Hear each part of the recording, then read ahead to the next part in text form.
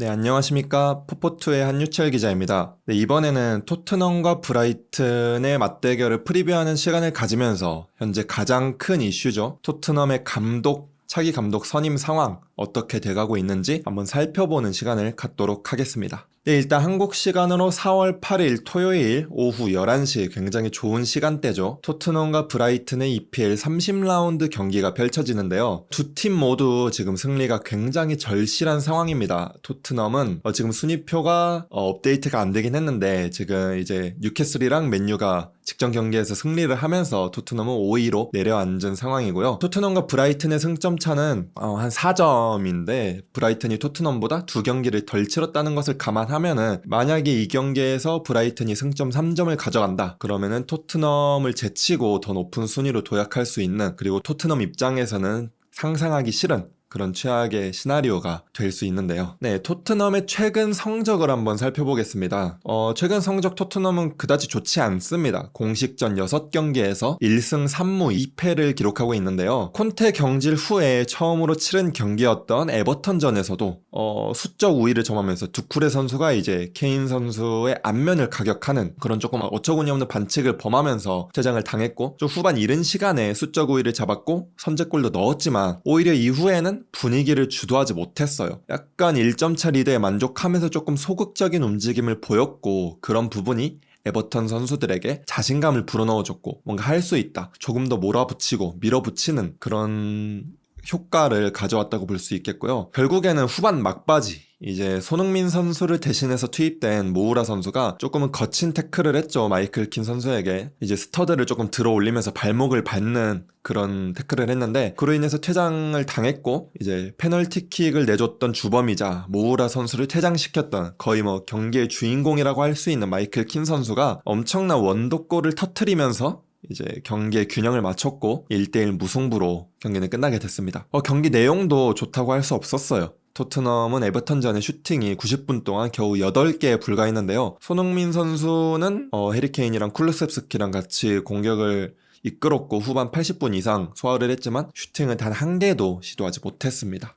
반대로 브라이튼의 최근 성적은 굉장히 좋습니다. 공식전 지금 6경기 4승 2무. 지난 2월 풀럼전 패배 이후에는 7경기 연속 무패행진 중이고요. 결과뿐만 아니라 경기력도 굉장히 좋습니다. 지금 지표를 보시면 아시겠지만 일단 무득점 경기가 없고, 크리스탈 팰리스전을 제외하면은 멀티득점 이상, 심지어 웨스트햄전 4득점, 그림스비전은 조금 전력이 약한 상대이긴 하지만 5득점이나 터뜨렸고, 최근 본머스전에서는 원정이었지만 클린시트 플러스 멀티득점을 하면서 굉장히 기분 좋은 승리를 기록했습니다. 이 무패행진을 이어가고 있는 7경기에서 브라이튼은 단 한 번도 슈팅 숫자나 점유율에서 밀린 적이 없을 정도로 조금 압도적인 그런 모습을 보이고 있고요. 포터 감독의 뒤를 이어서 지휘봉을 잡은 데체르비 감독이 날이 갈수록 적응을 하고 있죠. 확실한 이제 전술적인 색채, 세밀한 부분 전술이 시너지를 발휘하면서 계속해서 좋은 모습을 보이고 있고, 이로 인해 선수단 내에서도 위닝 멘털리티가 형성이 되고 있습니다. 네, 토트넘과 브라이튼의 상대 전적인데요. 역대 11번 만나서 토트넘이 7승, 브라이튼이 3승을 가져가고 있는데 최근 6경기 맞대결 전적은 4승 2패로 토트넘이 조금 앞선 상황입니다. 하지만 이번 시즌 맞대결 전적도 토트넘이 앞선 상황인데요. 브라이튼 홈에서 저때가 이제 데체르비 감독이 포터 감독이 뒤를 이어서 지휘봉을 잡은 지 얼마 안 된 상태였기 때문에 브라이튼의 이제 전술적인 색채를 조금 정비하지 못한 상황이었고, 그런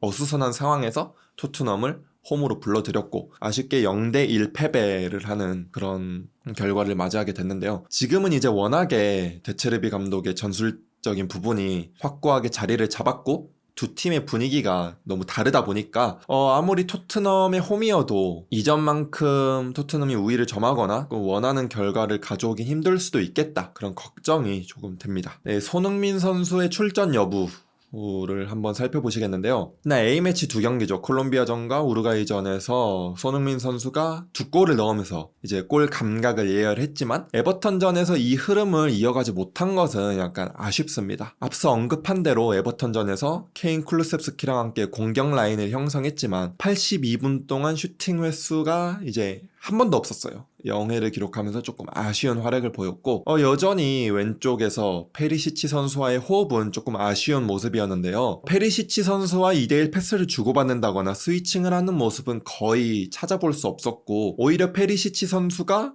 이제 크로스를 올리는 그런 공격 패턴을 더 자주 보이고 손흥민 선수와의 연계는 조금 없는 그런 아쉬운 모습을 보이게 됐습니다. 현지에서는 손흥민 선수의 자신감이 떨어진 상태일 수도 있다고 지적을 한 상태인데요. 이 부분은 손흥민 선수 개인적인 부분이니까 어떻게 더 추가적으로 말을 할 수는 없겠지만 자신감이 떨어지더라도 손흥민 선수가 워낙에 개인적인 능력도 뛰어나고 고점이 확실한 선수이기 때문에 금방 그 부분을 찾을 수 있다고 믿어 의심치 않습니다. 반대로 손흥민 선수는 이제 브라이튼전 통산 11경기 출전을 했는데 단 한 골만을 기록하면서 다소 약한 모습을 보이고 있어요. 이마저도 이제 2017-18 시즌 브라이튼과 손흥민 선수의 첫 번째 경기에서 득점을 했고 이후 10경기에서 모두 무득점에 그치고 있는데요. 그나마 긍정적인 점은 이제 지난 맞대결이죠. 지난 맞대결 원정 승리를 거뒀던 그 경기에서 손흥민 선수가 어시스트를 기록했고 후스코드닷컴 기준 맨 오브 더 매치에 선정이 되는 등 좋은 모습을 보였다는 점이 굉장히 고무적이라고 할 수 있겠습니다. 네, 토트넘 이슈를 한번 살펴볼 건데요. 이제 부상자와 징계자 업데이트 한번 살펴보겠습니다.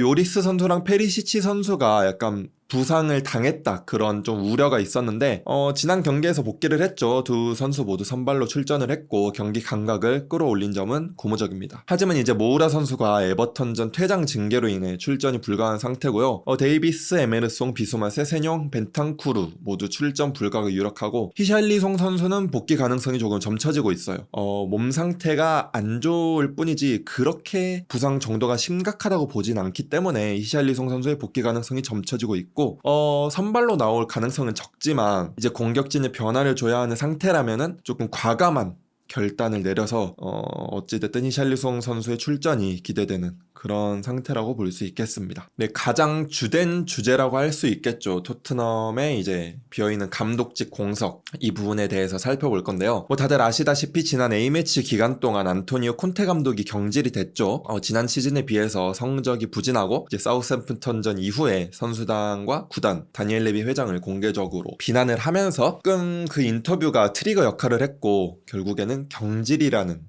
결과까지 이어지게 됐는데요. 이후에는 크리스티안 스텔리니 수석 코치가 감독 대행 역할을 맡고 있습니다. 아무래도 이번 시즌 남은 일정은 스텔리니 감독 대행으로 보낼 가능성이 높은데 토트넘은 계속해서 차기 감독 선임에 대한 물밑 작업을 하는 중입니다. 후보는 굉장히 많죠. 언급된 후보만 해도 거의 10명에 다다를 정도로 굉장히 많은 감독들이 토트넘과 연관이 되고 있는데 약간 아쉬운 점은 후보는 많지만 이들 모두가 조금 진전은 보이지 못하고 있는 상태다. 그렇게 확인할 수 있겠습니다. 이제 가장 먼저 언급이 됐고 가장 자주 언급이 된 이제 포체티노는 처음에는 좀 긍정적이라는 말이 나왔어요. 다니엘 레비 회장도 그의 복귀에 긍정적이고 포체티노도 다시 돌아오고 싶다라는 말이 있었는데 최근에는 조금 그 스탠스가 달라졌죠. 일단 아르헨티나 매치 TYC 스포츠에 따르면은 이제 레알에서의 지위가 조금 흔들리는 안첼로티가 브라질 대표팀에 간다면 이제 레알 마드리드를 이끌 훌륭한 후보는 포체티노다 이렇게 말을 했고 며칠 전 토트넘으로의 복귀 가능성을 거부했다라고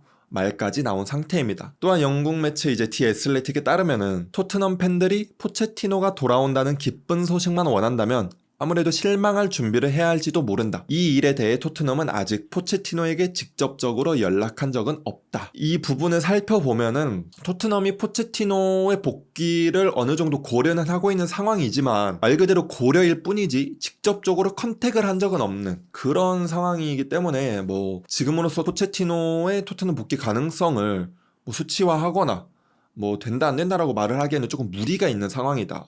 아직 접촉을 한 적이 없기 때문에 그렇게 볼 수 있겠습니다. 두 번째는 이제 나겔스만 감독이었죠. 조금 센세이셔널한 감독으로 미넨을 이끌고 분데스리가 우승을 하고 DFL 슈퍼컵 우승을 하는 등 트로피를 거머쥐었지만 이번 시즌에는 조금 아쉬운 성적을 거두면서 조금 경질이라는 다소 충격적인 결과를 받아들였는데요. 나겔스만도 토트넘과 굉장히 많이 언급이 됐어요. 하지만 현재 토트넘보다는 또 다른 런던 클럽이죠. 첼시와 조금 더 긴밀하게 연관이 되고 있는 상황입니다. 스카이 스포츠에 따르면은 파라티치 단장을 둘러싼 복잡한 상황은 자격정지 징계를 얘기를 하는 거죠. 이탈리아를 넘어서 전 세계로 확장이 됐으니까 그 부분에 대해서 얘기를 하는 거고, 이러한 상황이 토트넘행의 가능성을 줄였고 현재 첼시가 우위를 점하고 있다, 이렇게 말을 했고요. 파브리시오 로마노 역시 나겔스만과 첼시의 접촉은 이틀 전부터 이루어졌다. 장기 프로젝트에 대한 대화가 진행 중이다. 나겔스만은 첼시의 프로젝트에 대해 100% 열린 마음으로 논의하고 있다, 이렇게 말을 하고 있습니다. 이 외에도 후보는 굉장히 많았는데요.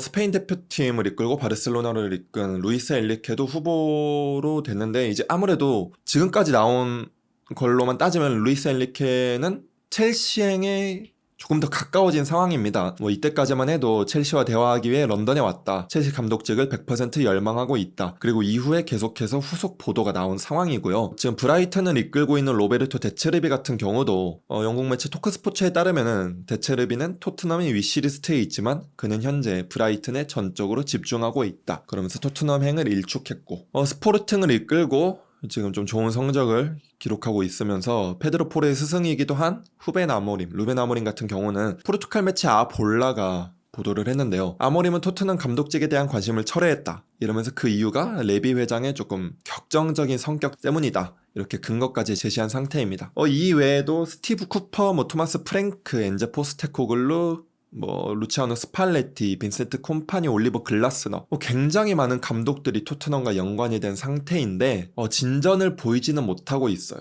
토트넘이 직접적으로 컨택을 했는지도 공식적인 보도가 나오지 않은 상태이고, 이 감독들이 공개적으로 토트넘행을 가지 않겠다 말한 감독도 몇 명 있고, 조금 가능성이 없는 감독들이 대부분인지라 아무래도 토트넘 입장에서는 조금 암울한 상황이라고 할 수 있겠습니다. 근데 이러한 상황에 대해 디 애슬레틱의 잭핏 브루크 기자가 조금 심도 있는 기사를 작성을 했는데요. 여기에는 나겔스만, 루이스 엔리케, 포체티노 많은 감독들이 언급이 됐는데, 초반에 토트넘이 감독을 찾는데 왜 어렵나 하는 이유 두 가지를 제시를 해서 조금 가져와 봤습니다. 일단 가장 먼저 토트넘의 감독 찾기는 일주일 전보다 지금이 더 어렵게 느껴진다, 이렇게 말을 하면서 토트넘의 상황이 조금 더 암울하게 흐르고 있다라는 것을 표현을 했고요. 첫 번째로 제시한 근거가 앞서 언급한 대로 파라티치 단장의 이제 자격정지 징계, 파라티치 단장을 둘러싼 상황 때문인데요. 파비오 파라티치 단장은 4월 19일 항소가 진행될 때까지 직무에서 물러나 있을 것이다. 파라티치는 물러날 때 감독 최종 후보에 대한 명단을 작성했다. 그가 빠진 상황에서도 이는 계속될 것이지만 그의 위치와 미래에 대한 불확실성은 토트넘에 또 다른 문제를 추가할 것이다. 아무래도 새로운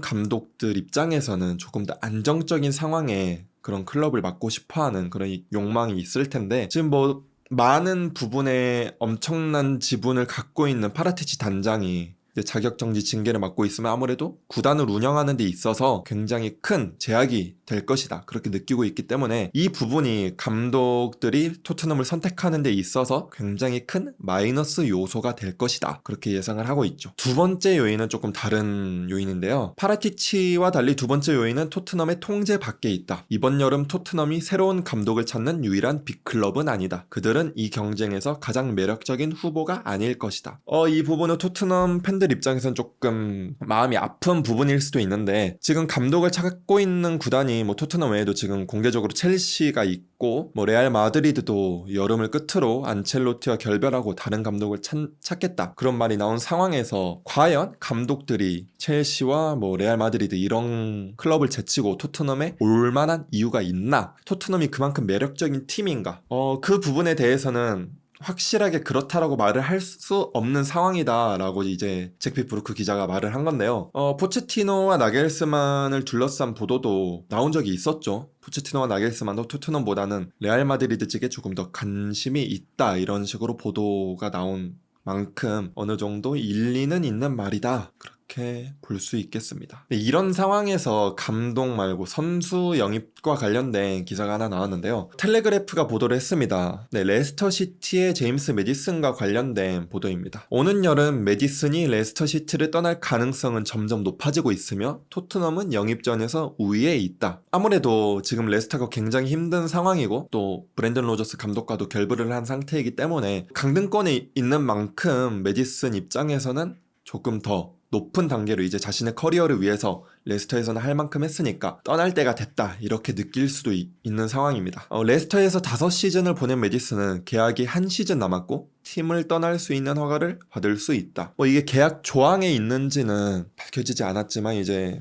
메디슨과 레스터가 계약 만료가 1년이 남은 상태에서 어느 정도 두 당사자 모두 윈윈을 하기 위해서는 오는 여름 이적을 선택하는 것이 보다 긍정적인 그런 좀 좋은 그림이 될 수 있다 그렇게 표현을 한 거고요. 토트넘은 콘테가 떠난 후 올여름 리빌딩을 진행할 예정이며 메디슨은 그들의 장기적인 타깃이었다. 다수의 프리미어리그 팀들과 해외 팀들이 영입 경쟁에 합류할 것으로 보이며 레스터는 그의 이적료로 5천만 파운드를 요구할 예정이다. 마지막 부분이 조금 걸리는 부분인데 계약 만료를 1년 앞둔 상태에서 5천만 파운드를 요구하는 거는 조금 무리가 될 수 있다 이렇게 볼 수도 있거든요. 5천만 파운드는 굉장히 비싼 금액이죠. 하나로 따지면 뭐 8, 900억 되니까. 하지만 그만큼 레스터 입장에서는 에이스인 메디슨을 쉽게 놓을 수 없는 상황이고 토트넘 입장에서는 리빌딩을 위해서 메디슨 같은 좀 즉시 전력감을 원하는 상황이기 때문에 과연 두 구단이 이제 가장 큰 문제인 이적료 부분에서 타협을 찾을 수 있을지 그 부분을 계속해서 지켜봐야 할 것 같습니다. 네, 브라이튼의 이슈는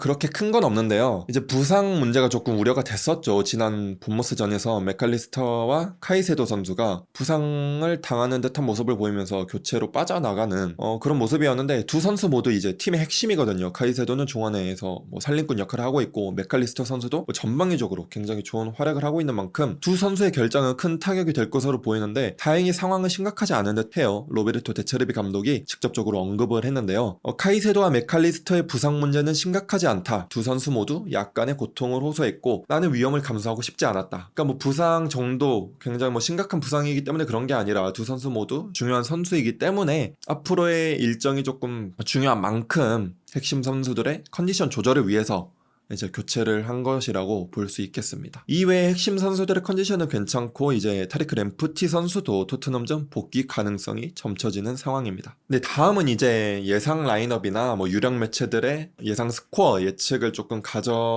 올 타이밍인데 아직 현지 시간으로 3일이나 남은 만큼 아직 유력 매체들이 그런 프리뷰를 제공을 하지는 않은 상태이기 때문에 마지막은 저희 포포트 차원에서 자체적으로 승부 예측을 한번 하는 그런 시간을 갖도록 해보겠습니다. 관전 포인트 3가지를 꼽아봤는데요. 아무래도 토트넘 경기다 보니 손흥민 선수 위주로 뽑히게 됐습니다. 일단 첫 번째는 손흥민 선수의 선발 유무 굉장히 중요하다고 볼 수 있습니다. 앞서 언급한 대로 손흥민 선수가 브라이튼전에 조금 약한 모습을 보였고 지난 에버턴전에서 좀 저조한 활약을 했기 때문에 스텔리니 감독 대행 입장에서는 조금 남은 일정에서 최대한의 결과를 만들기 위해서는 적극적인 변화가 필요할 것으로 인지가 됐고 이러한 변화를 하지 않았기 때문에 콘테 감독이 좀 욕을 먹은 게 있었거든요. 그래서 아무래도 이 부분을 조금 감안하면은 스텔리니 감독 대행이 좀 과감한 결단을 내리지 않을까. 그렇게 되면은 손흥민 선수 대신에 부상에서 복귀한 히샬리송이라든지 아니면 단주마 선수가 조금 선발로 나올 수도 있다. 그렇게 감히 예측을 한번 해보겠습니다. 두 번째는 이제 미니 한일전이라고 할 수 있는 손흥민 선수와 미토마 선수의 맞대결인데요. 미토마 선수가 지금 굉장히 핫하죠. 리그 내에서도. 지난 본모스전에서도 공격 포인트를 기록하면서 공식전 7경기 연속 공격 포인트를 기록하는 굉장히 어마무시한 활약을 보이고 있는데 과연 일본 현지에서는 미토마 선수를 손흥민 선수와 직접적으로 비교를 하는 그런 모습도 보이고 있는 만큼 손흥민 선수와 미토마 선수의 직접적인 맞대결 결과가 어떻게 될지 그 부분도 한번 잘 살펴보는 것이 좋을 것 같고요. 마지막은 이제 전술적인 부분인데 데체르비 감독이 중원을 조금 탄탄하게 하는 측면도 잘 활용을 하지만 중원을 탄탄하게 하는 그런 감독인 만큼 중원이 강한 브라이튼을 상대로 토트넘이 어떤 전술을 펼칠지 조금 지켜보는 것이 좋을 것 같습니다. 과연 토트넘이 중원을 보강을 하면서 브라이튼과 맞불을 놓을지 아니면 중원을 조금은 내주더라도 측면을 공략을 하면서 보다 효과적인 그런 공격을 전개를 할지 이 부분을 지켜보는 것도 좋을 것 같습니다. 마지막은 저의 예상인데요. 저는 토트넘의 홈이긴 하지만 최근 분위기 구단 내 분위기, 맞대결 전적, 상대 전적을 조금 감안했을 때 감히 무승부를 예측을 해보겠는데요. 0대0은 아닐 것 같아요. 득점이 나올 것 같은데 한 1대1이나 2대2 정도가 나오지 않을까 그렇게 예상을 하고 있습니다. 이렇게 토트넘과 브라이튼의 맞대결을 프리뷰하는 시간을 가지게 됐는데 유력 매체들의 프리뷰, 프레딕션 예측이 나오는 대로 조금 더 심도 있는 프리뷰를 제공을 하는 그런 시간을 가져보도록 하겠고요. 앞으로 더 재밌는 이슈, 더 흥미로운 이슈가 나올 때마다 빠르고 정확하게 정보를 제공하는 그런 한준TV가 되도록 하겠고요. 다음에는 더 흥미로운 이슈, 더 재밌는 이슈로 찾아뵙는 시간을 가지도록 하겠습니다.